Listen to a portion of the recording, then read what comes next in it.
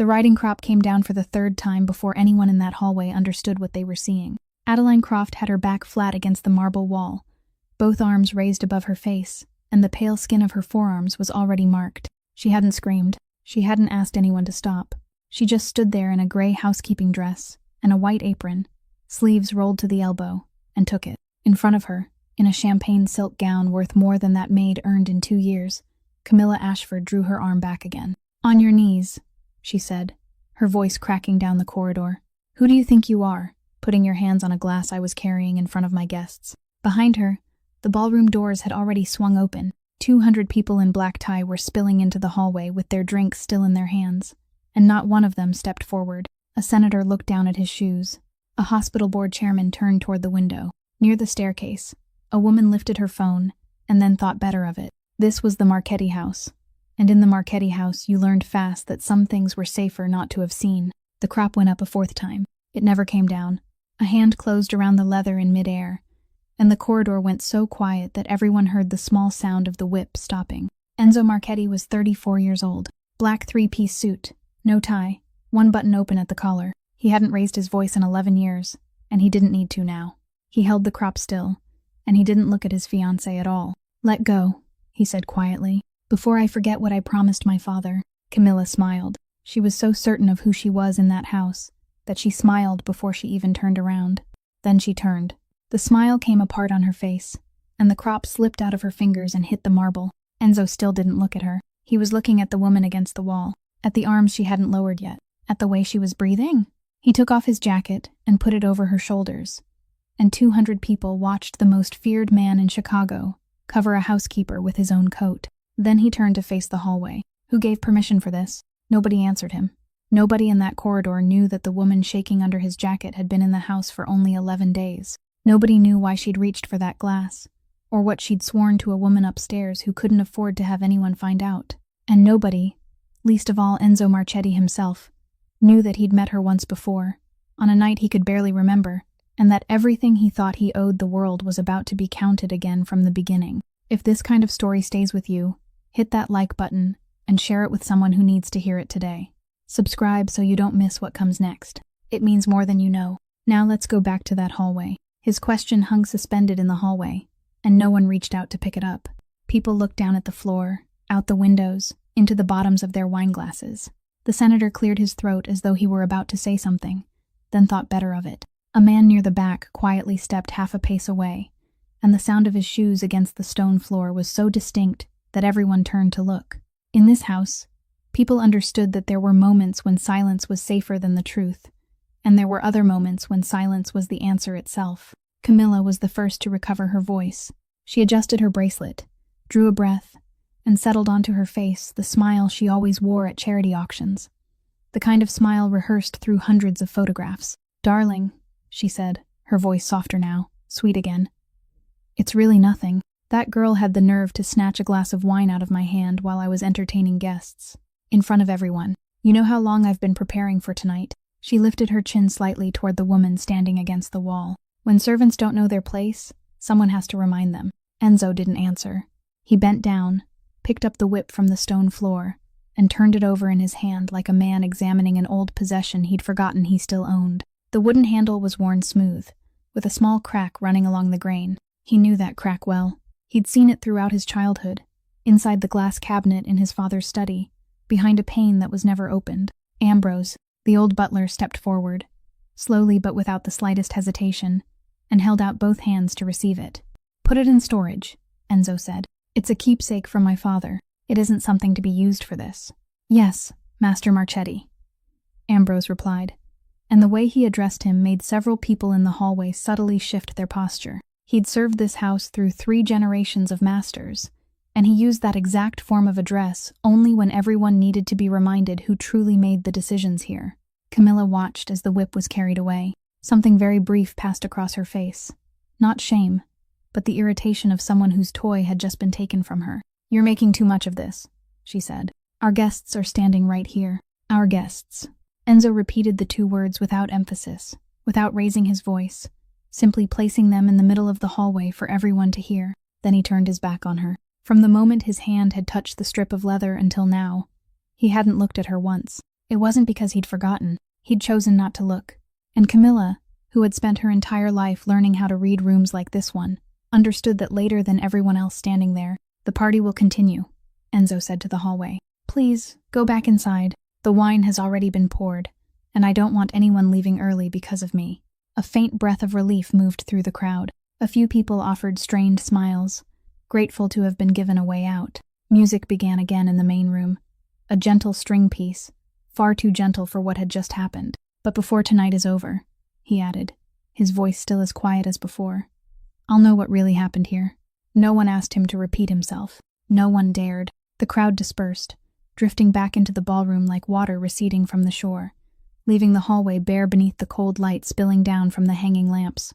Adeline was still standing there, the suit jacket hanging too loosely over her shoulders, her arms finally lowered at her sides, and she realized they were trembling, not from the pain. She'd endured the pain. She was trembling because in this house, throughout the past 11 days, no one had ever stepped forward to stand in front of her. At the kitchen doorway, Bess Kowalczyk stood tucked behind the wooden frame, still clutching the tray of napkins she'd been holding all this time without even realizing it. Her eyes were red. She looked at Adeline for a long moment, opened her mouth, closed it again, and finally managed to say a single sentence, her voice breaking on the third word.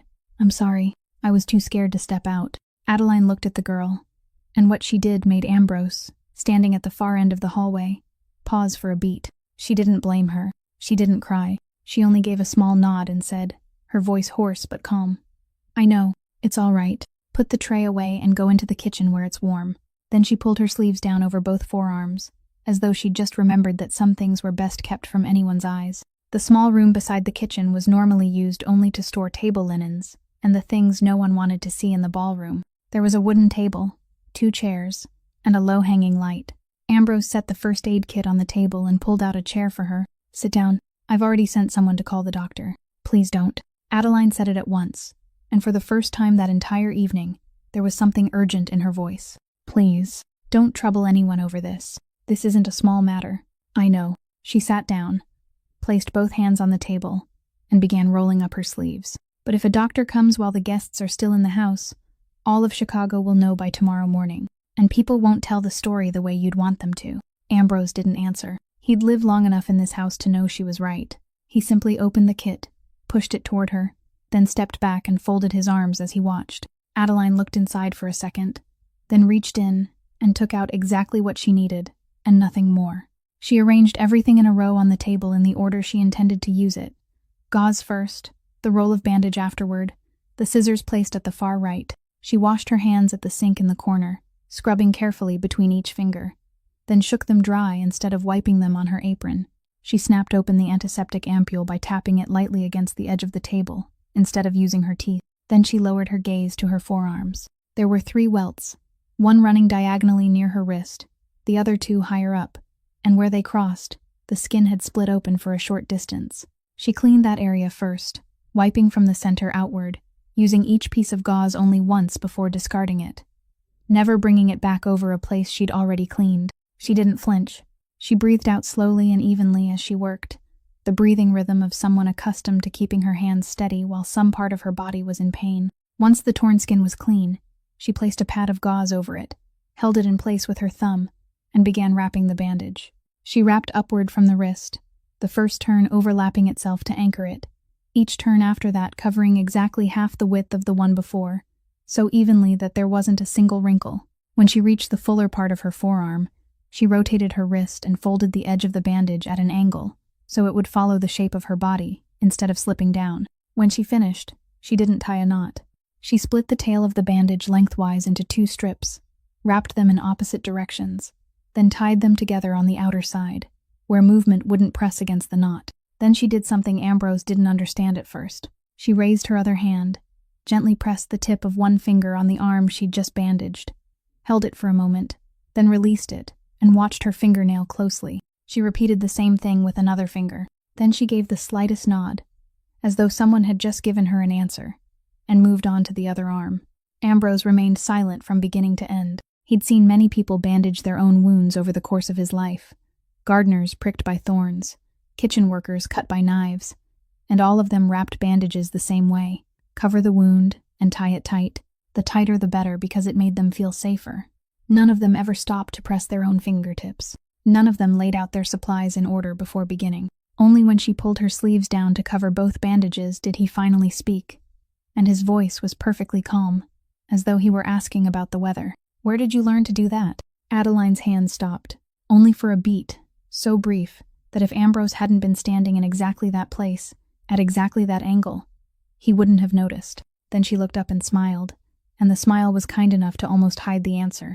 "I just learned how to take care of myself," she said. "Out there, people have to learn that sort of thing." She closed the first aid kit, gathered the used pieces of gauze into her palm to throw them away, and wiped the table clean with her own napkin before standing. "Thank you. I'll go back and finish my work." "You don't have to. There are still trays of glasses in the main room. If they're left until morning, the wine stains will soak into the wood." And she walked out just as Ambrose caught sight of a shadow moving away from the hallway on the other side of the door, quietly, as though it had never been standing there at all. Enzo Marchetti had listened long enough. He'd heard the question. He'd heard the answer too. And as he walked toward the staircase, he found himself thinking about one very small thing he couldn't push out of his mind, that he'd questioned countless people in his life, and most of them lied to him by saying too much. That woman lied by saying less, and that was the kind of lie he'd never learned how to break. The last guest left the Marchetti house after the clock in the foyer had already struck past midnight. The tablecloths were rolled up, the chairs were stacked, some of the lights were turned off, and the house slowly returned to the silence that belonged to it. Adeline finished wiping down the trays of glasses in the main room, hung her apron on its hook. Then instead of heading toward the staircase that led down to the servants' quarters, she turned in the opposite direction. The glass veranda was at the far end of the east wing, a projecting room overlooking the lake, cold at this time of year and almost never used. Mrs. Rosaria Marchetti was sitting in a wicker chair with her back to the door. In front of her, on a small table, sat a glass of red wine that she had poured at some unknown hour and barely touched. Adeline pushed the door open with her shoulder, because both hands were carrying something else, and the old woman didn't turn around. She only spoke into the empty space before her. "I thought you'd gone to bed." "I thought you'd gone to bed too, ma'am." Adeline set a glass of warm water on the table, then did something so naturally that anyone watching would have found nothing unusual about it. She slid the wineglass out of the old woman's reach, placed the warm water exactly where the wine had been, and said nothing about it. Then she knelt beside the chair. "Mrs." Rosaria held out her hand, and Adeline took it, placing 3 fingertips against the inside of her wrist. She didn't speak. The old woman didn't speak either. The only sound in the glass veranda was the wind moving across the frozen lake below. Adeline stayed that way for a long time, far longer than any ordinary comforting touch. Her eyes lowered toward the floor and narrowed slightly as though she were counting something only she could hear. Then she released the woman's hand, pulled the shawl a little higher over her shoulders, and tucked the edge more securely around her neck. "It's colder out here than you think, ma'am. I've lived here since before you were born. I know how cold it gets out here." "Yes, ma'am, but knowing and enduring are 2 different things." "Mrs." Rosaria gave a dry little laugh. "You talk like someone I used to know." She reached for the glass of warm water without asking what had happened to the wine, took a small sip, then held the glass between her palms for the warmth. "My husband used to speak that way too, briefly, and as though he'd weighed every word before opening his mouth. I just don't say much, ma'am. It isn't because I think things through that carefully." "Oh, I know." The old woman looked down at her, and her gaze paused on Adeline's sleeve, where the fabric had been pulled lower than usual. She didn't ask. She only clicked her tongue softly, and in that small sound was a kind of anger that age had taught her to swallow. "Does it hurt badly?" "No, ma'am. You're a terrible liar." "Yes, ma'am." Adeline nodded with complete seriousness. "But you're better at catching me than most people in this house, so I suppose it isn't entirely my fault." "Mrs." Rosaria stared at her for a second, then truly laughed, the sound ringing through the cold glass veranda and making the glass in her hands tremble. She laughed so hard she had to bring one hand to her chest, then shook her head and patted the back of Adeline's hand the way someone might soothe a granddaughter. "You girl." And in the doorway behind them, Enzo Marchetti stood perfectly still. He'd been passing by on his way back to his study, and had stopped when he heard his mother's laughter, a sound he couldn't remember the last time he'd heard. He saw the woman kneeling on the veranda floor, her sleeves pulled down to cover everything, her head slightly bowed, and he didn't understand what he'd just witnessed. He didn't understand how someone who'd been in the house for only 11 days knew where his mother sat at this hour. He didn't understand why his mother, who had rejected an entire team of caregivers he'd hired himself, would allow a maid to kneel beside her without sending her away. He stepped forward half a pace, about to speak. And Mrs. Rosaria looked up. Her eyes met her son's through the darkness of the hallway, and she shook her head, very slightly, just once, almost too faint to see. But Enzo had received that shake of the head from his mother throughout his childhood, and he understood it better than any command he'd ever heard in his life. Don't ask. He stood there for one more beat. Then he turned away, and the sound of his shoes gradually faded across the stone floor, leaving behind 2 women and a glass of red wine that had been pushed out of reach without either of them bothering to mention it. The following afternoon, the oak door downstairs was closed, and in the Marchetti house, when that door was shut, no one walked through the hallway in front of it. Inside stood a long table large enough for 12 people, dark in color, worn smooth along both edges from too many hands resting there across 3 generations. There were no paintings on the walls, only a single black and white photograph of the man who had built everything represented by those now seated around the table. Enzo sat at the head. He wasn't wearing a tie, and he didn't open a notebook. Everyone else was older than he was, most of them much older, and every one of them had once sat in these very chairs listening to his father speak. The first to say anything was a silver-haired old man seated near the far end, his voice roughened by cigarettes. Word about last night is already out. There were 2 calls this morning asking after things. They were very polite about it, but you know what they really wanted to know. I know. The Ashford family is putting their name on papers where ours isn't allowed to appear. The old man continued. Their bank stands behind 3 of the cleanest businesses this house has. In an entire lifetime, we couldn't ask for what that marriage gives us for nothing. And yet last night, in front of 200 people, you took the side of a housemaid. A chair creaked. No one nodded, but no one objected either. Let me be clear, the old man said. I'm not defending Miss Ashford. I'm only asking whether it was worth it. Enzo hadn't yet answered when Ottavio Marchetti set his glass of water down on the table. He was his father's younger brother, the only man in the room who still remembered this house before the glass veranda had been built. And when he spoke, the entire table went silent. Was it worth it? Ottavio repeated the words, his voice still mild. You're asking the boy that question in this room? He looked slowly around the table. Last night, a woman was beaten in the hallway of our house. Beaten in front of 200 people, with something taken from my brother's glass cabinet. And you're sitting here asking one another whether stopping it was worth it. He lifted his water glass, then set it down again without drinking. If the boy had stood there and done nothing last night, I'd have been the one making calls this morning, and they wouldn't have been courtesy calls. The old man at the end of the table lowered his eyes to his hands. Ottavio turned toward Enzo, and his voice changed, warmer now, almost proud. You did the right thing. Anyone sitting at this table who doesn't understand that ought to take another look at where he's sitting. Thank you, Uncle, Enzo said. Then he placed both hands on the table and looked directly at the old man at the far end of the room. But I'll still answer your question. My father left this house one rule, and that rule has no exceptions. This house never lays a hand on someone who can't strike back. No one said anything. A few men nodded slowly and respectfully, the kind of nod given by men who had heard those words from another man's mouth a very long time ago and had never dared argue with them. That woman has nothing, Enzo continued. No money, no name, no one standing behind her.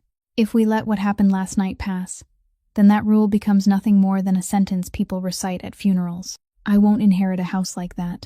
Ottavio nodded slowly, approving every word. He tapped the tabletop twice, lightly, as though bringing the meeting to a close.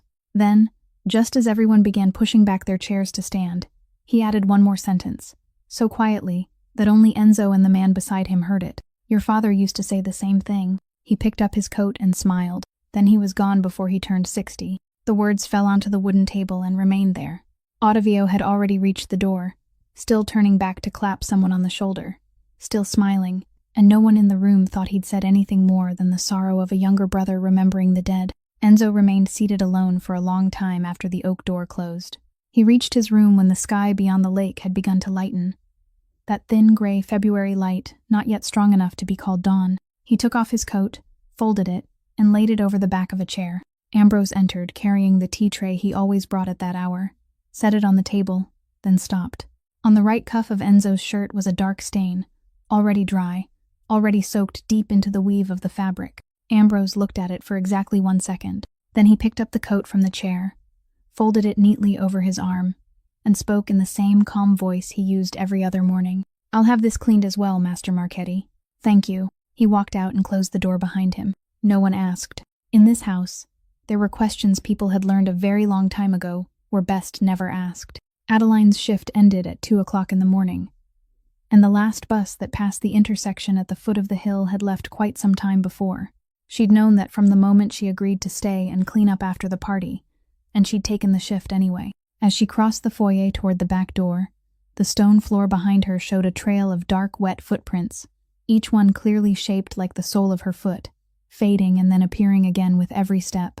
The soles of her shoes had worn through the previous fall. She cut pieces of cardboard to fit inside them, replaced the pieces every 2 days, and that worked well enough until the snow melted into water. Outside, the snowfall wasn't heavy, but the wind blew sideways, the kind of February wind coming off the lake that made people lower their heads as they walked. The road leading out of the estate stretched for a little more than 3 miles, bordered on both sides by fences and bare trees, and at this hour there was nothing there at all. No stores, no lights, no one. Adeline pulled up her collar, shoved both hands into her pockets, and started walking. She'd gone about half a mile when she heard an engine behind her. She walked several more steps before realizing that the sound wasn't getting any closer, but it wasn't falling farther behind either. It was keeping the same distance. She glanced back exactly once. A black car was moving very slowly, its headlights off. She didn't stop. She didn't walk faster either.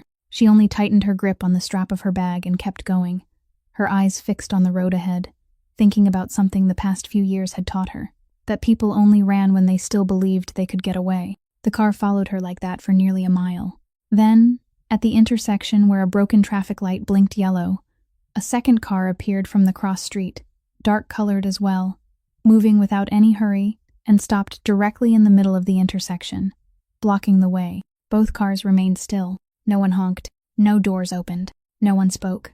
There was only the sound of 2 engines idling in the night, and the blinking yellow light sweeping across both hoods. Adeline stopped at the side of the road, and in those moments, she could hear her own heartbeat pounding in her ears. About a minute passed. Then the first car backed up, turned around, and drove back the way it had come. The second car remained in the intersection until she disappeared around the bend. Then it left too. Adeline never looked back again. She reached the boarding house beside the highway while the sky was still completely dark. Outside her room, she stopped, set down her bag, and pulled both sleeves as far down as they would go, until the fabric covered her wrists completely, and only her fingertips remained visible. She took a breath. Then she forced a smile onto her face and opened the door. Josie was sitting propped against the headboard, the blanket pulled up to her chest, the bedside lamp still on. She was 19 years old, thinner than she'd been in the summer, and she stayed awake every time her sister came home late, no matter how many times she'd been scolded for it. "You walked again, didn't you? The bus left early tonight. You said that last week. Then I suppose it left early again this week." Adeline hung her coat on the hook, went to the sink, turned on the hot water, and held both hands beneath the stream. "I got extra hours. They pay more for the shift after a party. We're covered this month." Josie was silent for a moment. Covered for the rent? Or for that too?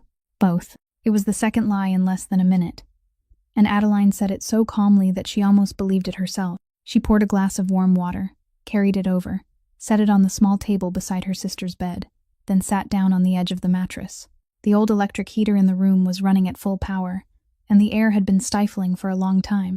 Josie looked at the long sleeves covering her sister's arms. "Why don't you roll those up? It's boiling in here." Adeline smiled. "I'm still cold from being outside. I haven't warmed up yet. You've been inside for a while." "Then I stay cold a little longer than most people." Josie looked at her for one more second. She didn't ask again. She'd learned a long time ago that there were questions which, if asked twice, only forced the other person to lie again, and she loved her sister enough not to make her do that. She only said very softly, "Go to sleep. You have to get up early again tomorrow." Adeline turned off the bedside lamp. She lay down on the bed beside hers, and in the darkness, she carefully rested both arms across her stomach, instead of letting them fall at her sides, because that way the bandages didn't press against anything. In the other bed, Josie turned her face toward the wall. She lay still for a long time, and after a while, her hand slipped beneath the pillow and touched an envelope that had been written long ago, folded into quarters, its edges worn soft from so many nights of being touched, and then left there again. She didn't take it out. She only kept her hand there until she drifted to sleep.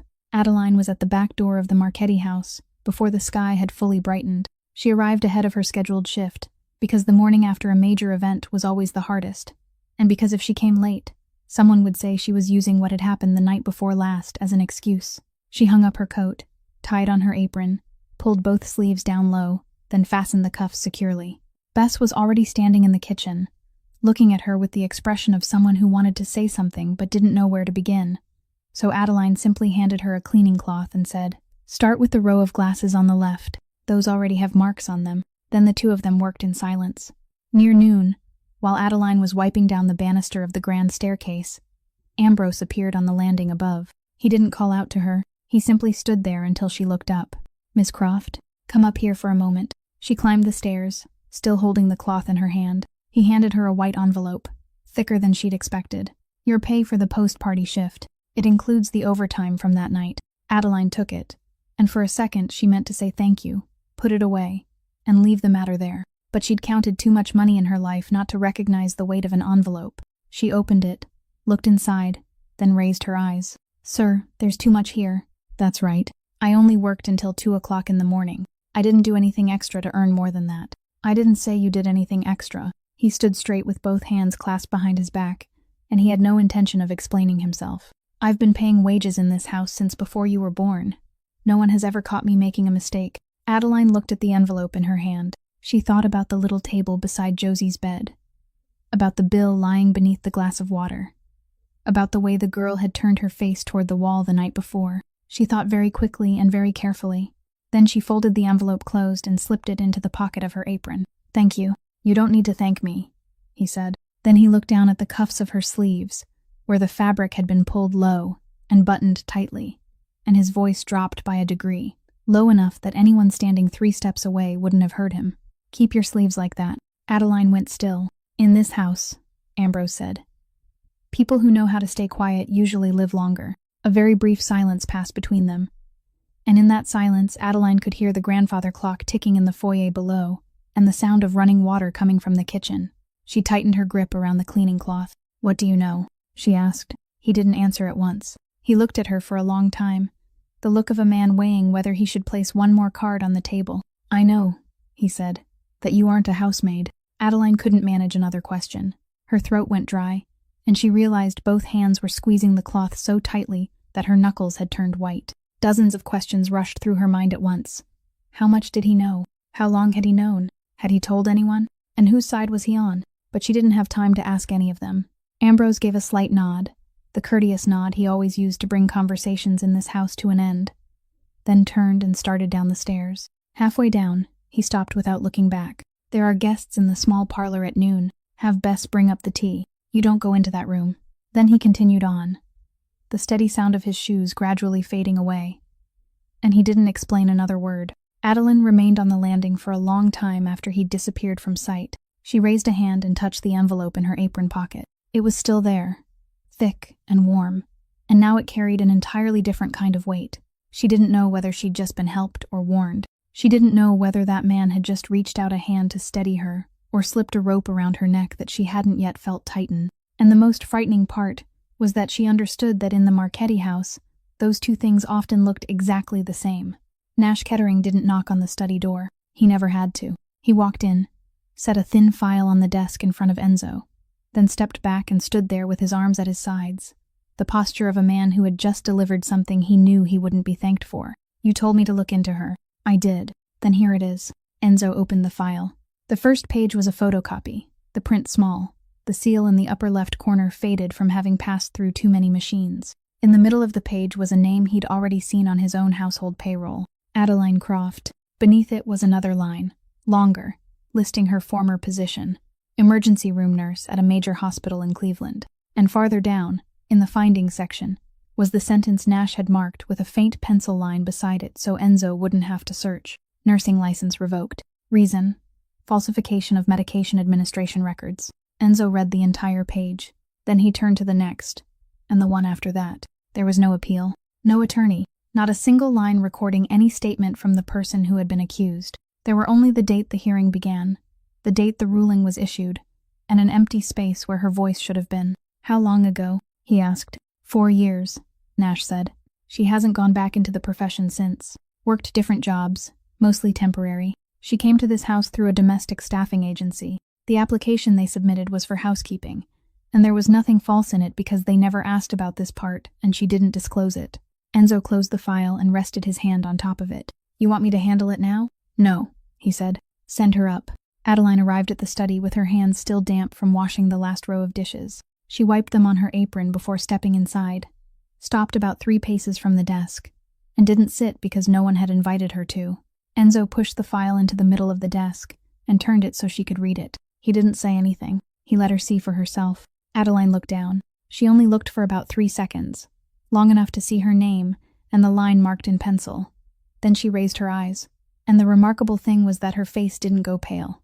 There was no panic, no frantic glance searching for a way out. There was something much closer to exhaustion, like someone hearing a song she'd already heard too many times. Is it true?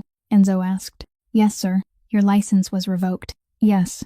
For falsifying medication administration records. Yes. He waited. He'd sat behind this desk long enough to know exactly what came after the third yes. People began explaining. They said there was a detail the paperwork didn't mention, that something had happened that night, that if he'd only listened from the beginning, he'd understand.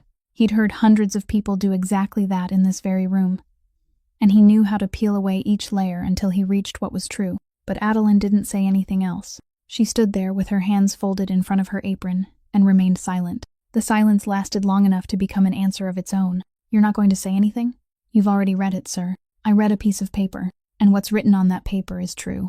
Enzo stood up. He rarely stood in the middle of a conversation, and Nash, waiting in the corner of the room, shifted his weight slightly. Do you understand where you're standing? He said.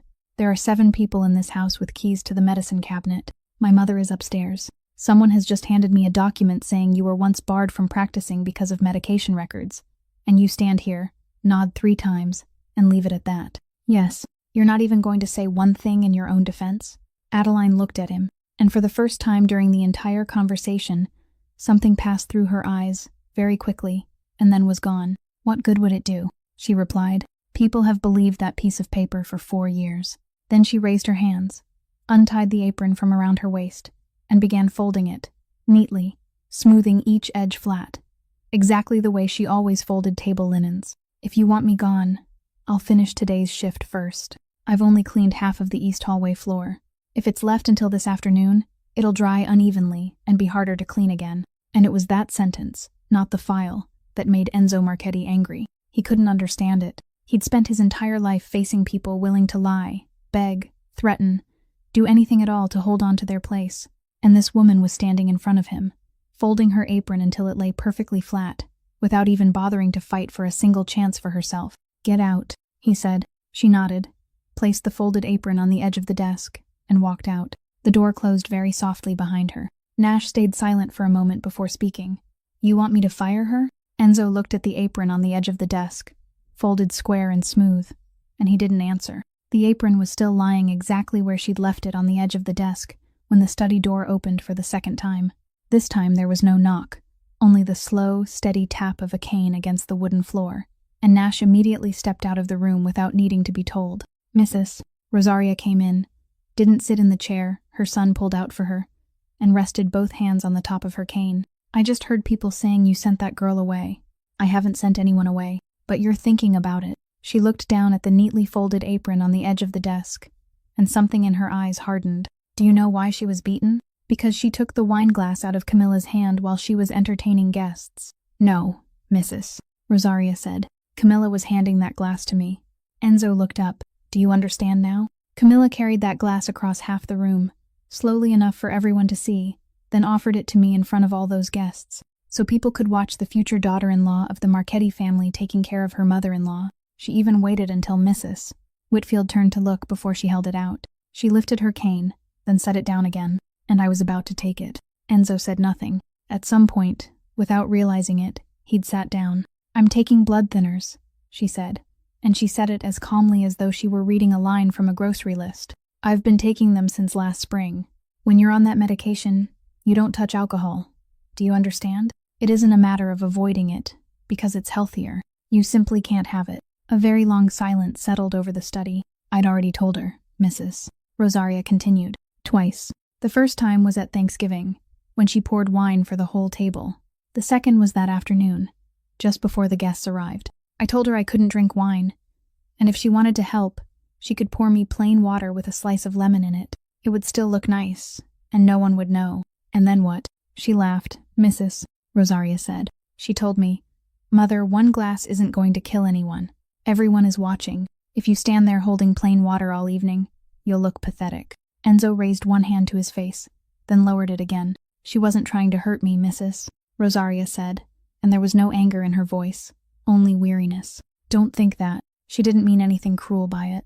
She simply didn't believe that what was happening to me mattered as much as the fact that people were watching her. To her, I was only part of the scenery for her evening. And don't argue with me, because that's more frightening than malice. Then what did Adeline do? The girl was 3 steps away, collecting dirty glasses, she said.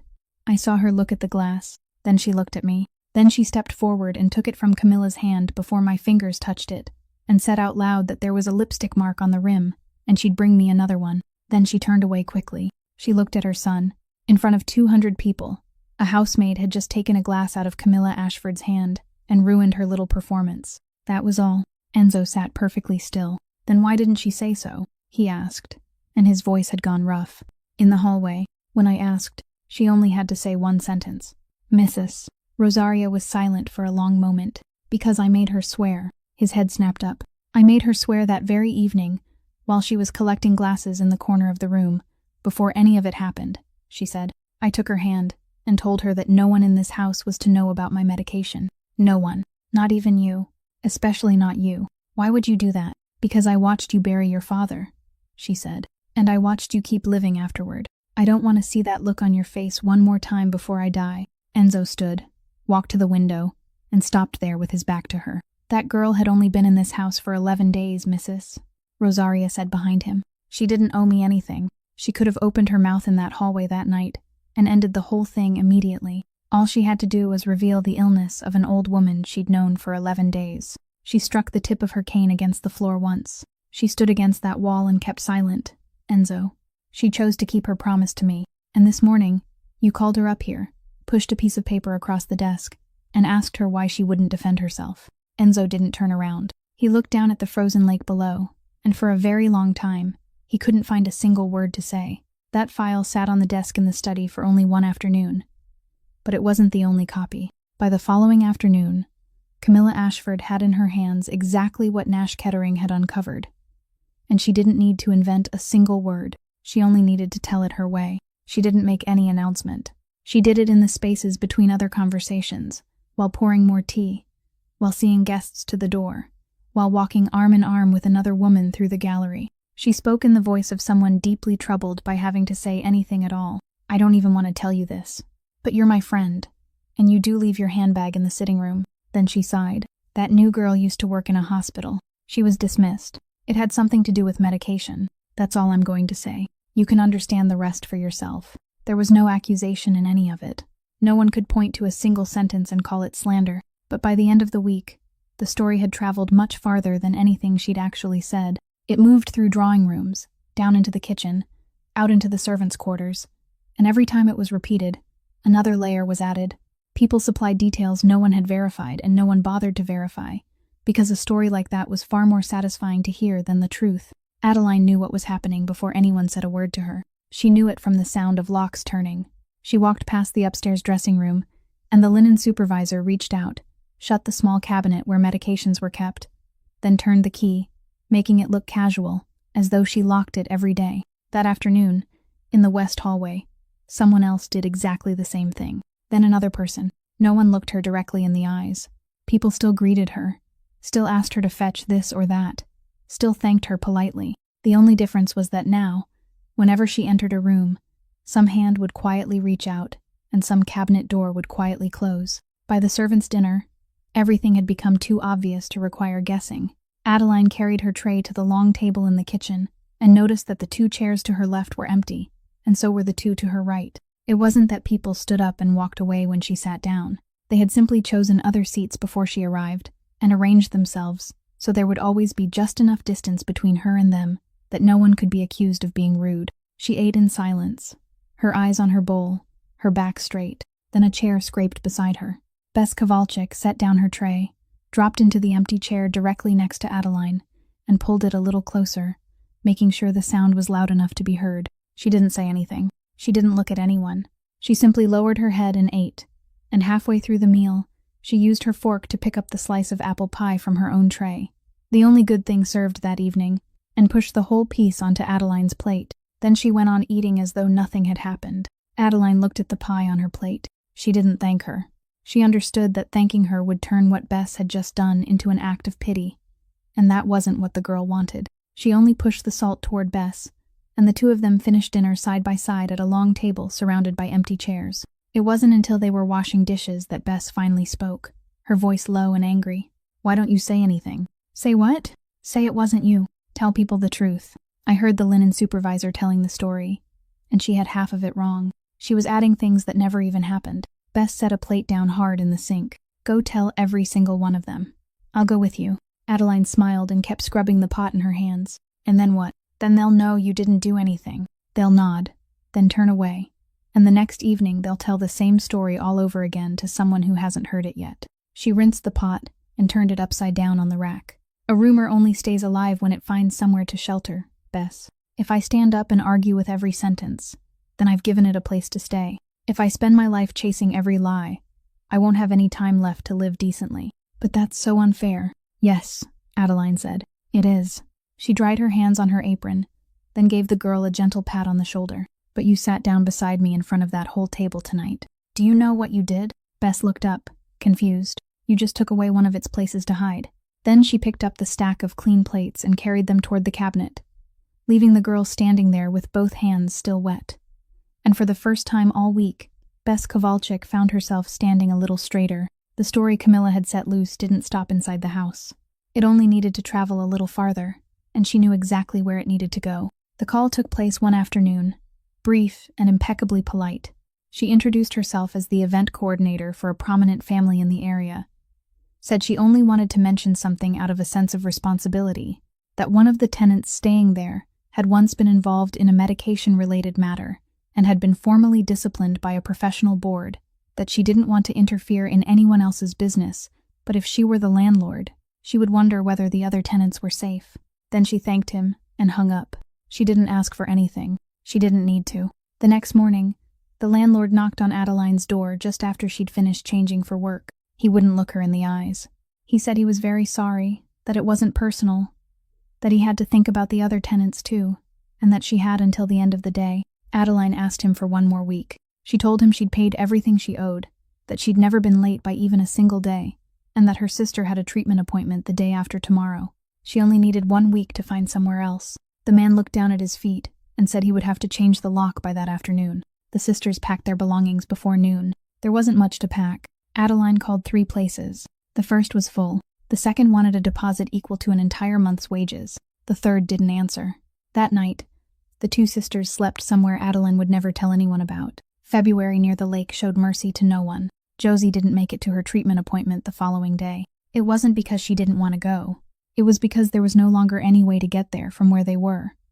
And because while Adeline was running from place to place trying to find somewhere for them to stay, she'd miscalculated one bus connection, and one missed bus in February could cost an entire day. By the following afternoon, Josie had started breathing heavily. By evening, she couldn't sit up anymore. Adeline called an ambulance, and she sat in the hospital corridor all night, with her thin coat spread across her knees, listening to the automatic doors open and close, and she didn't shed a single tear. By morning, they told her the girl was stable, that she'd made it through this time, and that next time she mustn't miss another treatment. Adeline thanked them. Then she went back to the Marchetti house and reported for her shift on time. No one in the house knew what the past 2 days had been like for her. She wiped down the stair railing, replaced the linens in the sitting rooms, carried dirty laundry to the basement. She did everything exactly as she did every other day. Near noon, she carried the last basket of linens down to the laundry room, closed the door behind her, and stood there.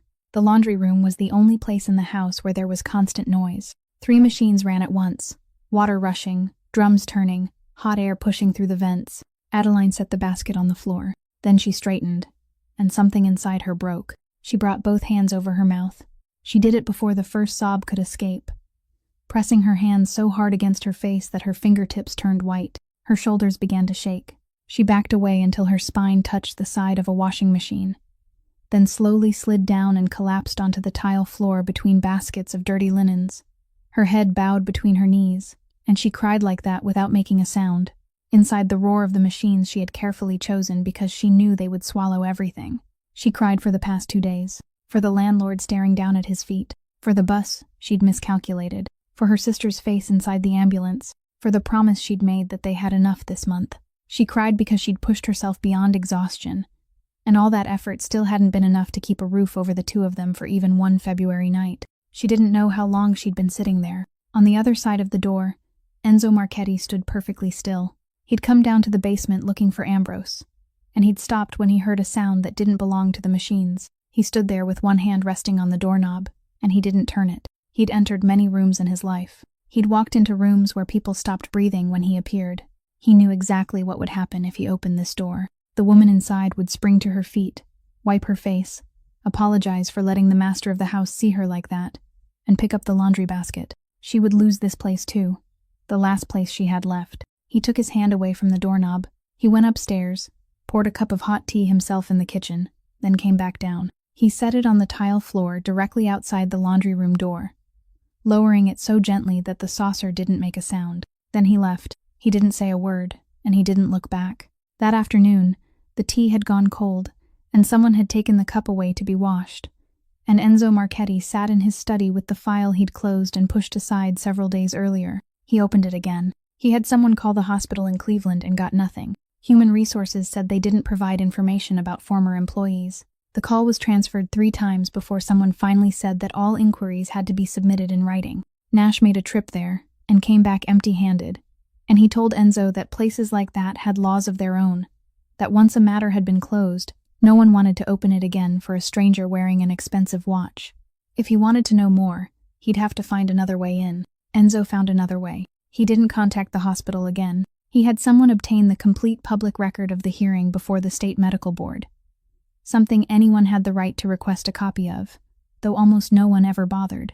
It arrived the following evening, thicker than he'd expected, printed on thin paper. He sat alone in the study and read it from beginning to end, and he read it the way he read everything, which meant he wasn't looking at what people had written down. He was looking at what they'd left blank.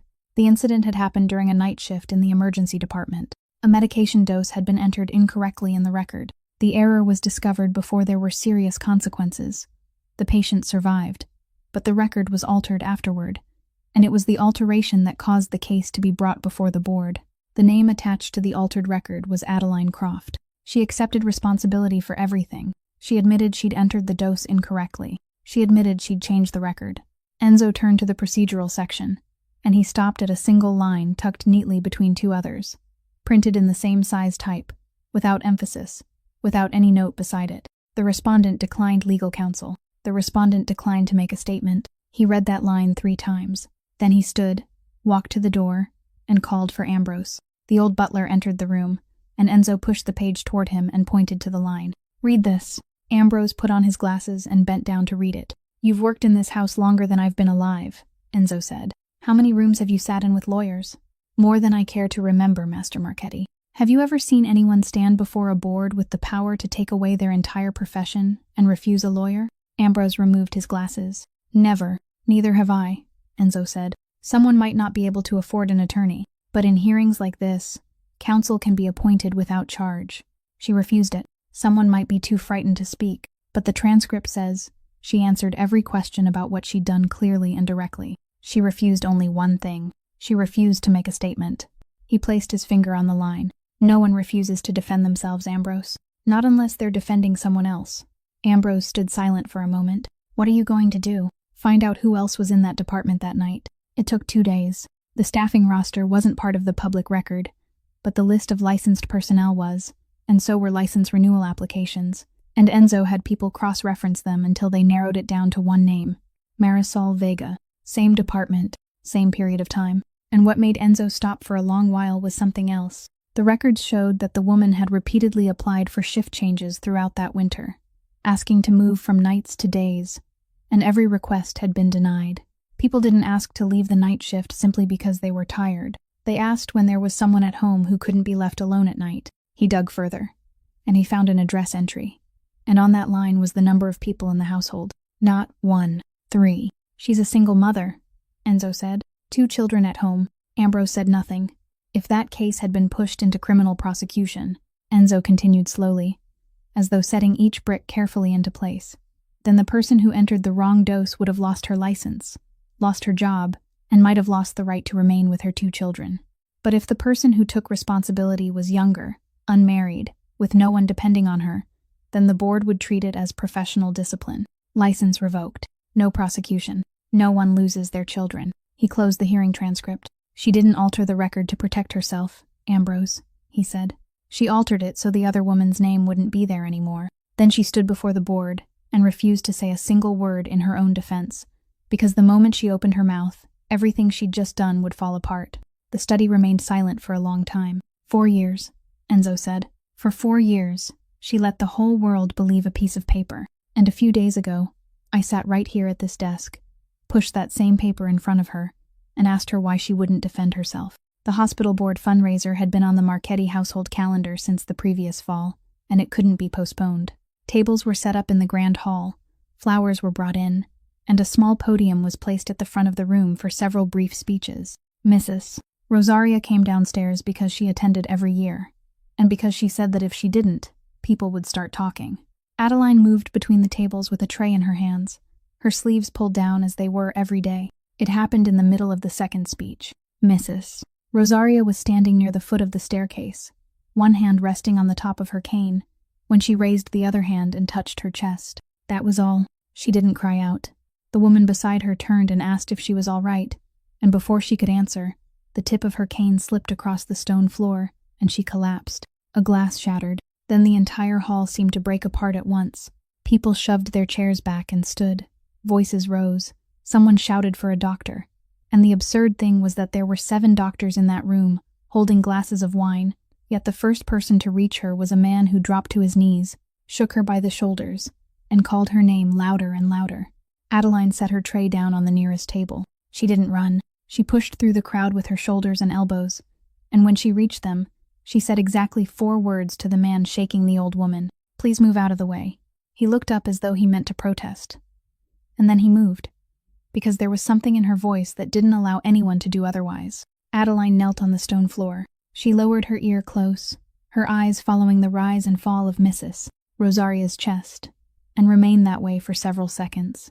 Then she snapped her head up and pointed at a man standing frozen 2 steps away. Call an ambulance now. Tell them she's elderly, unconscious, and not breathing normally. She pointed to someone else. Go to the front door, open it, wait for them, and bring them straight in here. Don't let them go around the house. Then she loosened Mrs. Rosaria's collar, placed one hand over the other in the center of her chest, locked her fingers together, and began compressions. She drove her weight downward from her shoulders rather than her elbows, arms straight, the rhythm steady and fast, and she counted aloud so no one would interrupt. Around the 10th compression, the fabric over both of her forearms slipped down, and the entire room saw the 2 layers of white bandages wrapped from her wrists almost to her elbows. No one said anything. No one dared. The woman in a housemaid's uniform was kneeling in the middle of the hall, and 200 people in evening clothes stood in a circle around her, looking down, and not one of them stepped in. She continued the compressions. She tilted Mrs. Rosaria's head back, lifted her chin, gave 2 breaths, then started again. Sweat ran down Adeline's temple.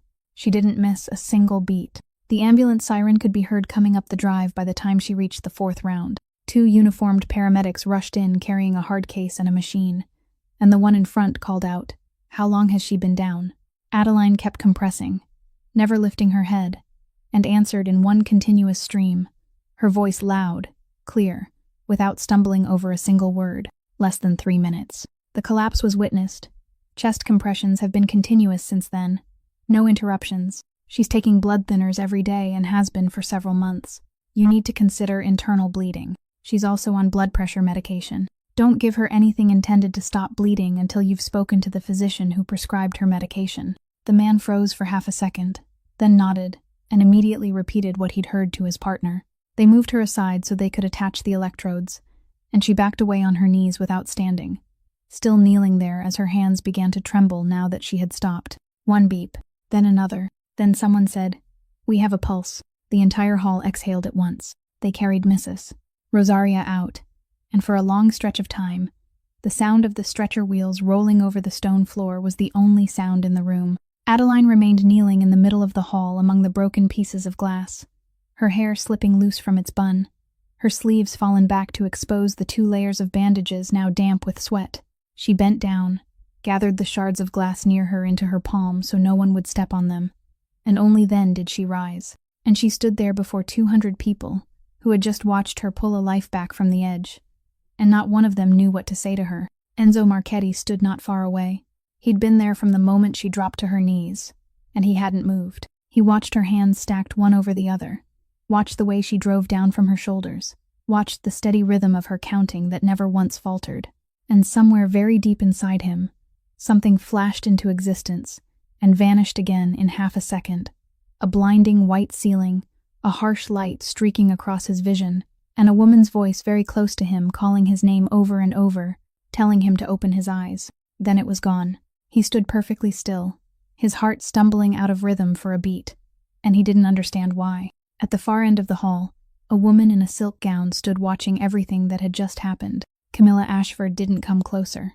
She only looked at those bandaged hands, looked at the crowd staring after her, and in her mind, one small question had formed and remained there. The woman who had just done all of that in the middle of the Marchetti Hall was a woman who had been barred from practicing. Enzo returned home from the hospital close to midnight.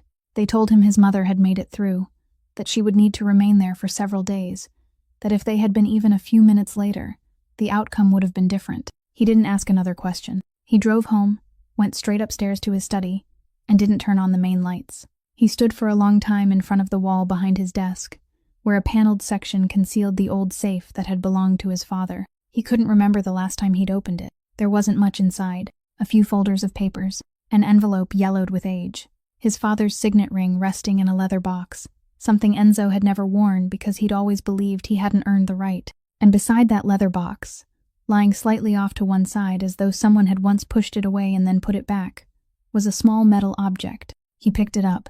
It was a small watch, the kind pinned to the front of a uniform, its face turned upside down so the person wearing it could glance down and read the time. The outer rim had tarnished. The hands had stopped long ago. He remembered how it had come into his house.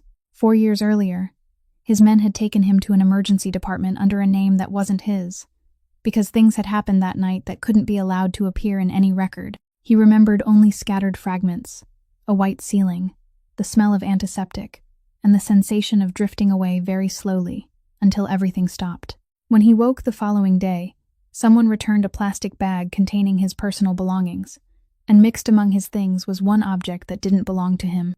Ambrose had been the one to open the bag. He'd picked up the small watch, examined it, and asked whether he should throw it away, because it wasn't Enzo's and there was no reason to keep it. Enzo had been lying in the hospital bed, speaking in the rough, damaged voice left over from the night before, and he'd said only one sentence. "No, this family doesn't throw away something we haven't repaid." Then he'd told Ambrose to put it in the safe beside his father's ring, and he hadn't opened that safe again for 4 years.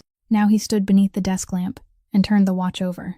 The metal back was smooth and heavily scratched, and near the lower edge were 2 initials engraved by machine, small and faded, the kind people had engraved so their belongings wouldn't be mixed up in a department with dozens of employees. A and C. Enzo stood perfectly still. He didn't put it down. He simply stood there with the watch resting in his palm, and in his mind there wasn't a thought at all, only the image of 2 hands stacked together in the middle of his hall that afternoon, pressing down, steady, unwavering, and a woman's voice counting aloud so no one would interrupt. The same voice, the same rhythm. You found it. Ambrose was standing in the doorway. He wasn't carrying a tray. He hadn't brought tea. He was simply standing there, and he'd been there for some time. Enzo turned around. "You knew?" "Yes, Master Marchetti." "For how long?" "Since before she ever set foot in this house." Enzo placed the watch on the desk very gently. "Tell me." Ambrose stepped inside and closed the door behind him. "Mrs. Marchetti called me upstairs last fall," he said. "She told me she needed me to find someone. She gave me a piece of paper with a name written on it. She said that on that night, she'd stood in the hospital corridor for hours, and the only person who came out to speak with her, the only person willing to sit beside her and hold her hand, was one of the nurses working the night shift. She said she'd asked the young woman her name, and she'd remembered that name for 4 years. Enzo couldn't say anything. "It took me almost a year to find her," Ambrose said. "It wasn't easy. She'd moved several times, worked nothing but temporary jobs, and never kept the same telephone number for more than a few months. When I finally found her, she was working 2 jobs at once and still couldn't make enough to live on. Why didn't my mother tell me? She forbade me to, Ambrose said. She said that if you knew, you'd repay the debt the way this family always does. You'd give her money, or a job, or both. And she said that if someone like Miss Croft accepted that kind of favor, she'd spend the rest of her life standing beneath you and would never be able to lift her head again. He paused. Your mother wanted her to have a job she could walk into on her own 2 feet, so she hired her through the domestic agency. Yes, the contract was under the agency's name. The Marchetti name never appeared anywhere in the hiring documents. It only said a private household in Lake Forest. Ambrose looked down at the watch on the desk. She had no idea who she was coming to work for, Master Marchetti. She only realized after she was already standing in the foyer and saw the photograph hanging on the wall. Enzo closed his eyes. He thought about that first morning, something he hadn't even been there to witness, and he pictured a woman standing in the middle of his foyer with a bag in her hand, realizing where she was and choosing to stay. 11 days, he said. Yes, and in those 11 days, I managed to push a piece of paper across a desk at her and ask whether she was a medication thief. Ambrose didn't answer. There was nothing to say. Enzo picked up the watch again, and this time he closed his hand around it so tightly that the edge of the metal pressed into his skin. His entire life, he'd lived by one very simple rule, that every debt had to be repaid, and he'd settled every debt anyone had ever entered into his ledger. There was only one he'd never been able to repay, because for 4 years he hadn't known whose name belonged beside it. Now he knew, and that person had been inside his house, scrubbing the floor of the east hallway, eating alone at a long table surrounded by empty chairs, and sitting in his laundry room crying where no one could hear her. About half an hour after Ambrose left, there was a knock at the study door. That alone was unusual, because in all those years, Nash Kettering had never knocked. Enzo told him to come in. Nash walked up to the desk, didn't sit down, didn't offer a greeting, and placed a small object on the wooden surface, before pushing it toward Enzo with 2 fingers. It was the family ring. The ring every man accepted into this house was given, and the ring none of them ever removed from his hand while he was still alive. What's this? Enzo asked. I gave the file to Miss Ashford, Nash said. He said it quickly, like a man who'd been holding his breath for too long. A copy. The whole thing. I gave it to her 2 days after I put it on your desk. Enzo didn't move. He didn't pick up the ring. He only looked at it lying there on the desk between them. How much? He asked. You mean money? I asked how much. Not a cent, Nash said. I swear on everything I have left. Not 1 cent. He stood there for a moment, then raised a hand and rubbed his face. And when he lowered it, he looked noticeably older than he had when he'd walked into the room. My younger brother. He's 23. After the accident, the spring before last, he was in pain. They prescribed medication, and then he couldn't get off it. My family found a place for him, a treatment facility outside the city. He's getting better, boss. He calls me every week. He swallowed. That facility is funded by the Ashford Foundation. Enzo placed both hands on the desk. What does she have? Footage from one of the cameras there. From last month. He had a very bad week, and during that week he did something that, if someone wanted to, they could make public. Nash said, she didn't threaten me. She didn't have to. She just called me over and said she cared very much about the boy, that she hoped the facility would continue receiving funding, and then she asked whether you'd been asking many questions lately about the new maid. He gave a dry laugh. That was all. She didn't need to say another word. The study remained silent for a long time. Enzo thought about that file. He thought about medicine cabinets quietly closing whenever a certain woman walked past. He thought about the long table in his own kitchen surrounded by empty chairs. Every one of those things had begun with a few pages that had left this room in the hands of the man now standing before him. Do you know what happened to her afterward? Enzo asked. I know, Nash said, and his voice broke on the final word. I know they threw her and her sister out onto the street. I know her sister ended up in the hospital. I sat in my car outside that boarding house all morning that day, boss. And I didn't get out. He pointed to the ring on the desk. I'm not asking you to forgive me. I know the rules of this house. Take it back. Enzo stood. He walked around the desk, and Nash Kettering straightened like a man already prepared for whatever was coming next. Enzo picked up the ring. He looked at it for a moment, turning it in his hand, then took Nash's hand, turned it palm up, and placed the ring in the center of it. Keep it. Nash stood frozen. Boss, I'm not finished, Enzo said, his voice still as quiet as ever. Tomorrow morning, you go see my attorney.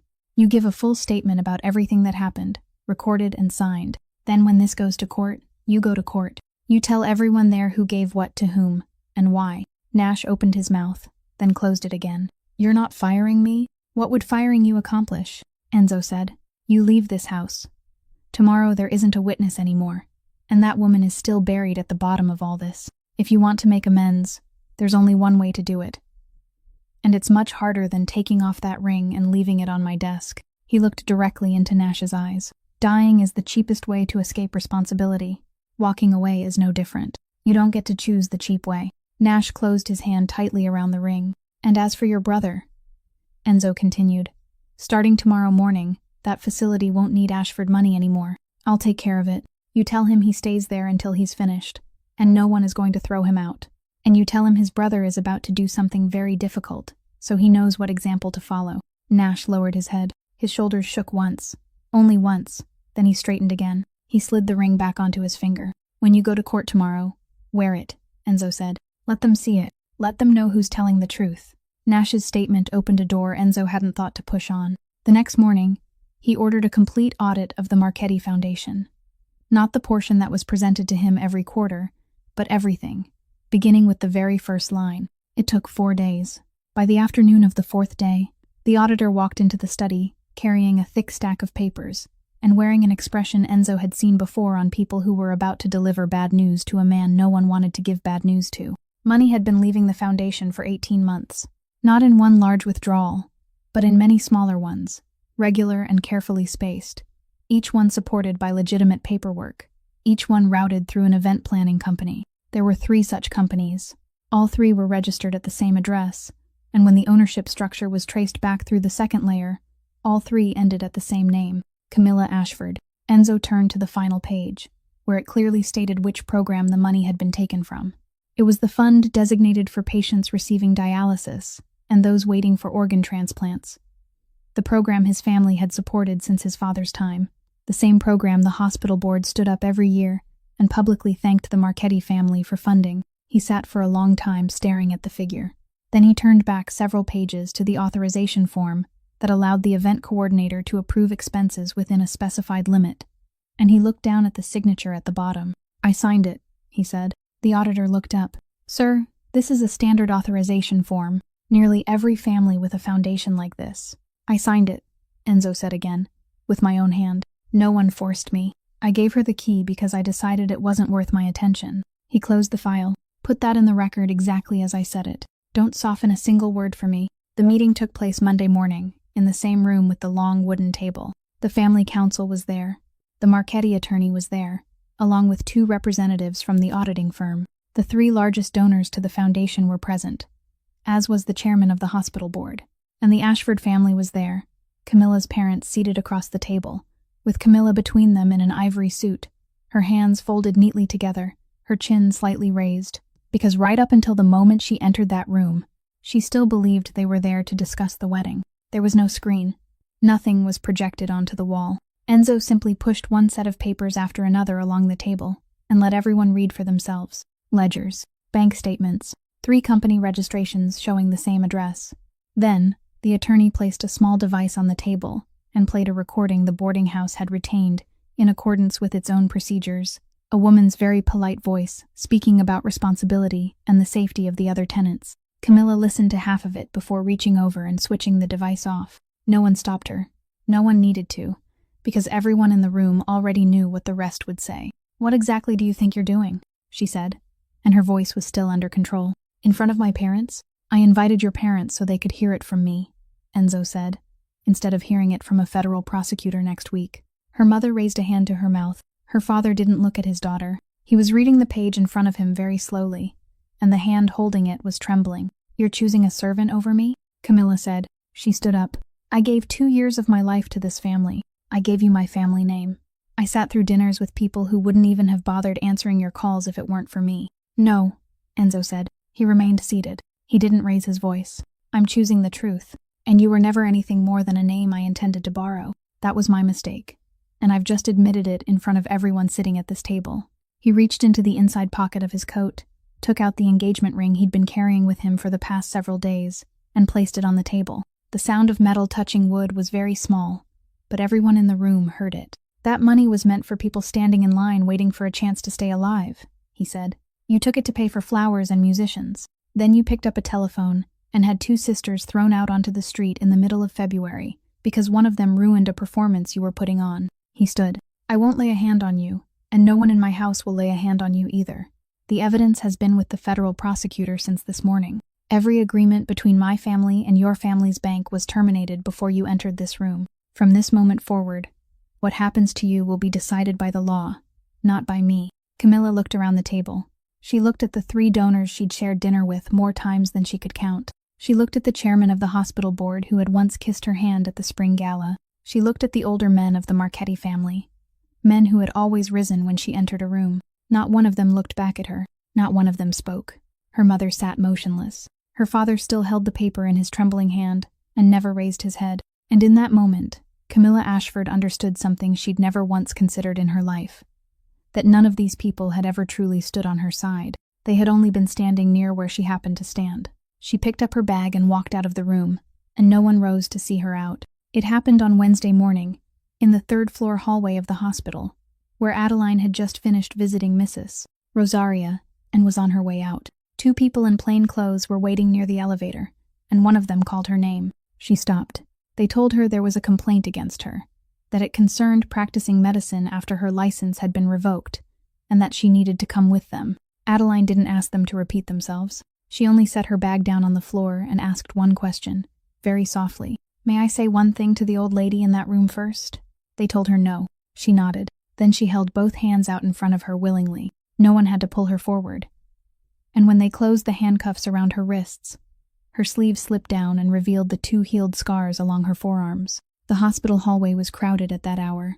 Several nurses pushing medication carts stopped where they were. 2 members of the emergency crew who had been at the Marchetti house that night were standing nearby, and one of them recognized her, opened his mouth as though he were about to say something, then stopped. A young doctor pressed himself against the wall to let them pass. Not one of them stepped forward. Adeline walked between the 2 officers down the hallway, her head held upright, her eyes fixed straight ahead all the way to the elevator. The evidence attached to the complaint came from the evening in the Marchetti hall. The emergency response report had been submitted with it, clearly stating that an unlicensed person had performed chest compressions, rescue breathing, and had given medication-related instructions to medical personnel. Statements from 2 guests who had been present that night were included as well. There wasn't a single false word anywhere in the file. That was the cruelest part of all. Enzo learned what had happened at 10 o'clock that morning, and within an hour, his attorney had discovered who had filed the complaint. He read the name on his phone screen, then read it a second time. Then he drove to the house north of the city, where Ottavio Marchetti had lived alone since his wife died. His uncle was watering several potted plants in the sunroom when Enzo walked in, and he didn't look surprised. You got here faster than I expected. You did it. Yes. Ottavio set down the watering can. I did. Enzo stood still in the middle of the room. Sit down, son. I'll stand. As you like. The old man wiped his hands on the towel draped over the back of a chair. You want to know why? I'll save us both time and tell you. I have nothing against that girl. I've never spoken to her once. I don't have anything against her at all. He looked directly into his nephew's eyes. What I'm against is the weaker version of you she's turning you into. Enzo said nothing. You think I haven't noticed? Ottavio said. You broke with the Ashfords. You cut off 3 of the cleanest business interests this family has, and you did it in one morning, in front of the entire council. You let Kettering keep his ring after he betrayed you. You handed evidence against one of your own people to federal prosecutors with your own hands. Do you know what people out there have been saying about you all week? I don't care. I do. Ottavio struck the arm of the chair lightly with his hand. Your father left you a house, not a confessional. I only meant to wake you up. I thought if you had to spend your time rescuing a housemaid, you'd remember who you are. The car that night, Enzo said, on the road outside the estate. My men. He admitted it immediately, without evasion. I had them follow her to see who she was, where she went, who she met. Then your car blocked them at the intersection, and I told them to come back. I wasn't going to hurt her. His uncle watched him for a moment. Then his voice softened, almost pitying. Come on, this isn't difficult. I still have a few connections. One phone call to the right person, and by tomorrow morning that complaint disappears from the system as though it never existed. The girl is home before lunch. No one ever has to know. He raised one hand. That's how your father would have handled it. You know that. Enzo stood silent for a long time. He thought of a woman sitting on the floor of his laundry room with both hands pressed over her mouth so no one would hear her cry. He thought of the 4 years she'd allowed the entire world to believe a piece of paper. He thought of something his mother had told Ambrose, that if a woman like her accepted that kind of favor, she would spend the rest of her life standing beneath the person who gave it, never able to lift her head again. "No," he said. Ottavio blinked. "What did you say?" "I said no, Uncle." Enzo stepped forward. "If I save her that way, she'll owe me for the rest of her life. Every time she looks at me, she'll remember that her freedom came from one phone call made by the Marchetti family. I don't want her standing one step beneath me ever again." "Are you talking about feelings now?" "I'm talking about the fact that she did nothing wrong," Enzo said. "She knelt on the stone floor of our house and brought my mother back. If I have to use the back door to prove that, then I'm agreeing that what she did was wrong. I won't agree to that." The old man looked at him, and for the first time during the entire conversation, he truly looked old. "Your father wouldn't have done this." "No," Enzo said. "My father would have picked up the phone. Then he died before he turned 60, and you're the one who reminded me of that in our own meeting room." He reached the door, then stopped without turning around. "This time, our family is going to win with the truth, Uncle. I'll hire the best attorney in this state. I'll reopen the entire Cleveland case, and I'll walk through the front door. If that makes this family weaker, then call the council together and put it to a vote." Then he stepped outside into the February cold, and behind him, his uncle remained standing motionless among the potted plants, the towel still in his hand. The reopened hearing began on a late spring morning, in a small room with a long table and a flag hanging in the corner, and no reporters were allowed inside. Adeline sat in the respondents' row wearing the best blouse she owned, her hands folded together. This time she had an attorney, and this time she didn't refuse to make a statement. But the person who changed everything wasn't her. Halfway through the morning, a woman seated in the back row stood and asked permission to speak. She was nearing 40, still dressed in the nursing uniform she hadn't had time to change out of, and her hands trembled so badly that she had to place both of them flat on the table to steady herself. Marisol Vega told the entire story of that night again. She testified that she was the one who had entered the wrong dosage, not anyone else. She testified that when everything came apart, she had sat crying in the locker room and told her coworker that if the matter went any further, she would lose everything: her job, her license, and possibly even the right to remain with the 2 children waiting for her at home. She testified that her coworker had told her to go home, and by the following morning, the name on the record had been changed. She testified that for 4 years, she'd lived inside a home that someone else had paid the price to let her keep. Then she turned toward Adeline and said, "I'm sorry I stayed silent for so long." The board deliberated for 2 weeks. The decision arrived by mail, and inside was a sentence stating that Adeline Croft's nursing license had been fully reinstated, accompanied by the brief apology that administrative language permitted. The complaint concerning the night at the Marchetti house was dismissed immediately afterward. There was no miracle when it came to Josie. Marisol was tested, and she wasn't a match. But she didn't stop there. She enrolled in a paired donation program, one that allowed a person to donate even when they weren't compatible with the person they wanted to help, in exchange for that person receiving a place in a transplant chain. On the day she signed the papers, she said something to Adeline that she would remember for the rest of her life. "I can't give you the kidney, but I can give you a place in line." The transplant took place that summer. Josie made it through. Enzo came to visit on the afternoon. Adeline was packing her things to leave the hospital. He brought a small box, and inside was his mother's wedding ring, the ring Mrs. Rosaria had pressed into his hand and told him she had no daughter, only this. He didn't kneel. He simply placed the box on the table and said that he wanted her to stay. Not as a servant, not as someone who owed him a debt, but simply to stay. Adeline looked at the box for a long time. Then she closed the lid and pushed it back toward him. "The last time I lost everything, it was because I stepped forward in someone else's place," she said. "I don't regret it, but I don't want to spend the rest of my life standing behind anyone again. If I accept this now, then for the rest of my life I'll still be the woman you saved." She raised her eyes to his. "Give me 1 year.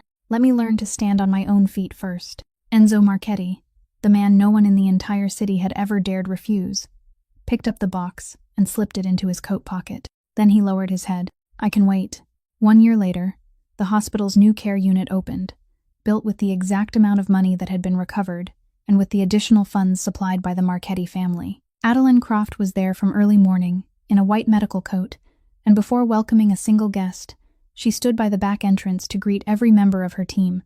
asking each one whether they'd slept well the night before, and whether anyone needed to switch shifts.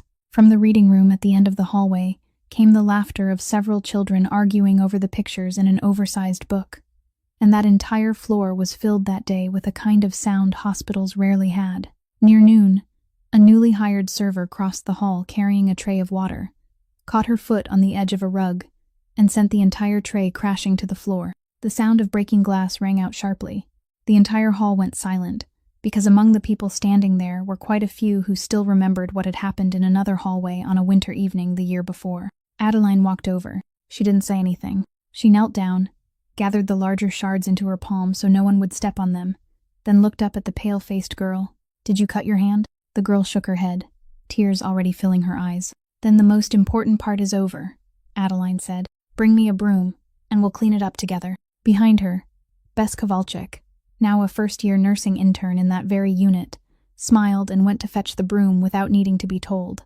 A reporter invited to attend that day turned to Enzo and asked what had changed his household so completely, because people spoke about the Marchetti family very differently now than they had before.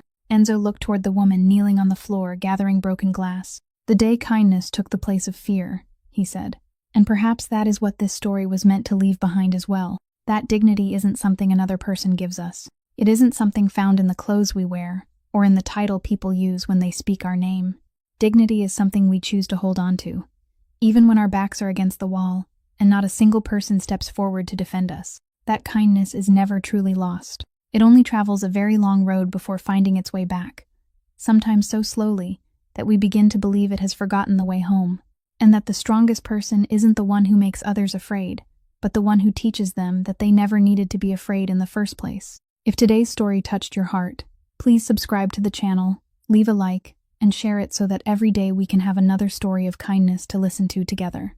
We truly love to hear how you feel about Adeline and the choice she made, so please leave a few words in the comments and share what is deepest in your heart. We wish you abundant health, happiness, and peace each and every day. Goodbye for now, and we'll see you again in the next video.